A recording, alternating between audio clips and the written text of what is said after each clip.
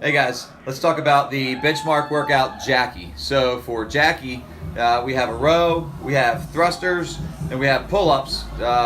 Great workout, awesome. Each component, the row, the thruster, and the pull presents its own unique challenges. So we're starting off with the row. It is important to note that this video is specifically talking about time domains for our female athletes. For the males, same concept, just some of the numbers might be a little bit different. So we're starting off with the row. We want you to be able to hit in 5 minutes specific distances. So if you row 5 minutes and you get to whatever distance that you're supposed to be rowing, starting off at 600, then eventually 800, then eventually 1,000, that's the goal. So it's not necessarily do 1,000 meters. It's row as far as you can and as hard as you can in 5 minutes. That's the top kind of time frame that we're going to allow you to actually row.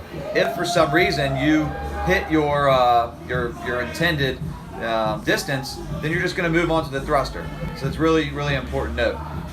Whichever progression you pick. Let's say you're up to doing 1,000 meters. Once you're finished with your 1,000 meter row, then you move on to the thrusters.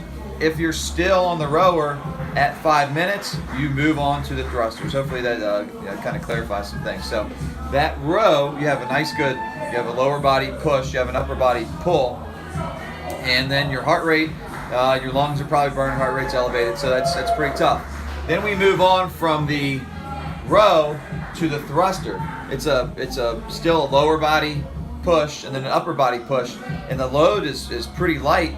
It's really a metabolic thing. Can you just keep going and not stop? We have 3 minutes here on the thrusters to hit 50 repetitions. This proves to be really difficult for a lot of folks. You might look at it and say, oh, I can row, I can do thrusters. Within 8 minutes, that's a decent time for a lot of folks. We find that very challenging. So if you've pushed hard enough on the row and on the thrusters, then you get the chance to do some pull-ups, which is just a pure upper body, body weight movement. Most of our folks really struggle to do the pull-ups in a highly fatigued state. So we have different kind of ways that we could build you up there. So starting off, if you start off with progression 1, we're going to note, did you get the row or not? If you did, great, you check it off. If you didn't, you might write, oh, I got 489 meters. And then you might move on to the thruster. Did you get the 50 or not? If you did, great, you move on. If not, you write down how many you did. Say I got 32 reps on the thruster. And then whatever your modification is for the pull-up, you write down how many you got there. Say I got 21, and it's a 10-minute workout. And then from there, hopefully you're going to repeat the workout. Try to knock off that, whatever progression is, progression 1, progression 2, progression 3, and then you just move on to the next one.